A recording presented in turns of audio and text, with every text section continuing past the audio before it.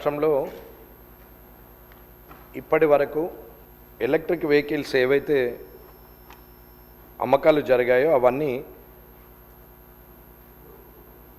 ఎన్ని వెహికల్స్ ఇప్పటి వరకు ఎలక్ట్రిక్ వెహికల్స్ వచ్చాయి, దాని మీద ఎటువంటి ఆలోచన ఈ ప్రభుత్వం చేసిందనే దాని మీద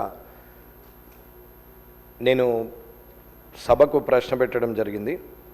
ఈ తెలంగాణ రాష్ట్రంలో మొత్తము 1,80,00,000 వరకు కార్ల సంఖ్య, అలాగే 23 లక్షల దాటింది. ఇప్పుడు తెలంగాణ రాష్ట్రంలో మొత్తం వాహనాలు అన్నీ కలిసి 1,80,00,000 ఉంటే కార్ల సంఖ్య 23 లక్షలు దాటిపోయింది. ప్రతి సంవత్సరం 9 లక్షలకు పైగా కొత్త కార్లు రోడ్డుపైకి వస్తున్నాయి.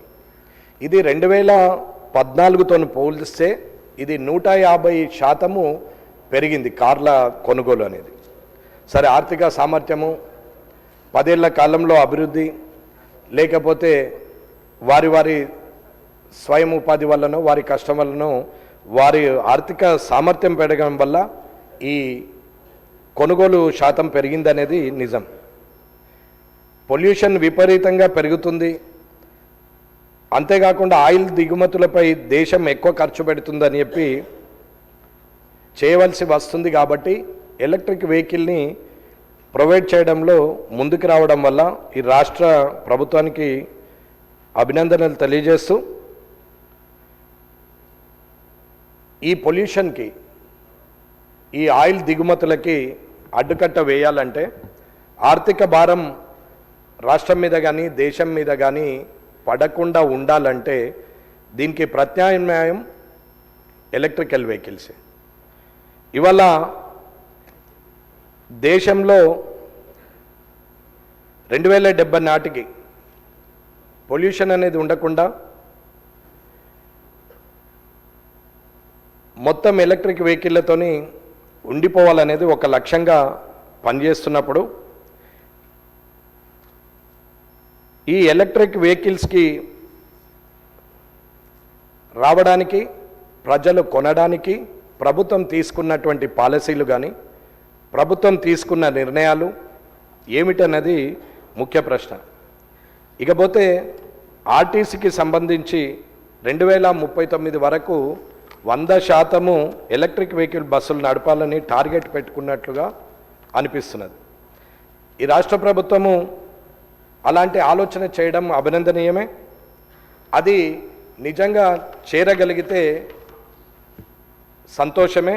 చేరేటట్లు అందరం కలిసి చేయాలనేది నా ఆలోచన. అలాగే ఎలక్ట్రిక్ వెహికల్స్ కొనుగోలు పెరగాలి అంటే రాష్ట్ర ప్రభుత్వము ఎలాంటి పాలసీ అడాప్ట్ చేసుకుంది అనేది కూడా గౌరవ మంత్రివర్యులు పొన్నం ప్రభాకర్ గారిని మీ ద్వారా నేను అడిగి తెలుసుకోవాలనుకుంటున్నాను. అలాగే ఉదాహరణకి ఇప్పుడు ఢిల్లీ ప్రభుత్వము ఎలక్ట్రిక్ వెహికల్స్ మీద ఇన్సెంటివ్స్ ఇస్తుంది. ఒక 2 వీలర్ వెహికల్కు ఒక 30,000 వరకు సుమారు. అలాగే 4 వీలర్ వెహికల్స్కి 1.5 లక్ష రూపాయలు ఇన్సెంటివ్ ఇచ్చే పరిస్థితిలో ఆలోచన చేసింది.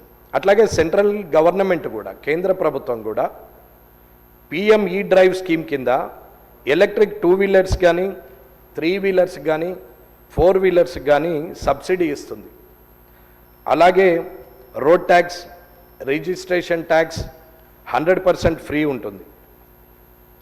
అలాగే మహారాష్ట్రకు వచ్చి సమృద్ధి ఎక్స్ప్రెస్ వే మీద నాగ్పూర్ నుంచి ముంబై వరకు ఆ హైవే మీద వెళ్తున్నటువంటి వెహికల్స్లో ఎలక్ట్రిక్ వెహికల్స్కి టోల్ ట్యాక్స్ లేకుండా నిర్ణయం తీసుకుంది.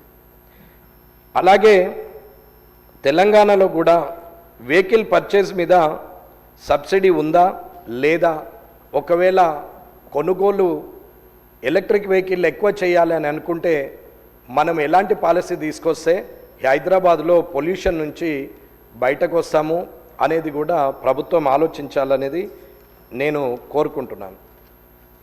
అట్లాగే తెలంగాణలో మొత్తము 1,80,00,000 వెహికల్స్ ఉంటే ఎలక్ట్రిక్ వెహికల్స్ వాటా ఈ రోజు వరకు 0.4% మన రాష్ట్రంలో ఉన్నట్టుగా నేను భావిస్తున్నా. I'm not correct, maybe subject correct అది. ఇక తెలంగాణ మొత్తంలో ఎలక్ట్రిక్ వెహికల్లలో హైదరాబాద్లోనే 60% ఉంది, రూరల్ ఏరియాలో చాలా తక్కువ ఉంది, 40%. అంటే ఒక్క హైదరాబాద్లోనే మెజారిటీ షేర్ ఉంది.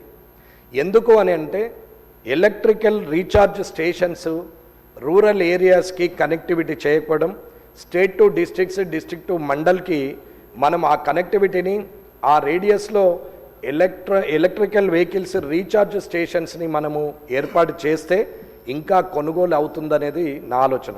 ఒక మామూలు వ్యక్తిగా నేను ప్రజల్లో ఉండి చూసిన దాని ప్రకారంగా ప్రతి ఒక్కరు కూడా ఎలక్ట్రిక్ వెహికల్ వైపే చూస్తున్నారు, ఎలక్ట్రిక్ వెహికల్ కొనుక్కోవాలని ఆలోచిస్తున్నారు. కానీ నాతో సహా ప్రజలకు ఉన్నటువంటి సందేహం ఏంటంటే 300 కిలోమీటర్లు 400 కిలోమీటర్లు అంటే మిడిల్ క్లాస్ పీపుల్ అఫోర్డబుల్ చేసేది 300 కిలోమీటర్లు 400 కిలోమీటర్లు పోయే లోపల ఛార్జింగ్ స్టేషన్స్ లేకుంటే రూరల్ ఏరియాలో కష్టం కాబట్టి ఆలోచన చేసే పరిస్థితిలో ఉంది అనేది నేను అనుకుంటున్నాను. ఇది నా స్వానుభవం.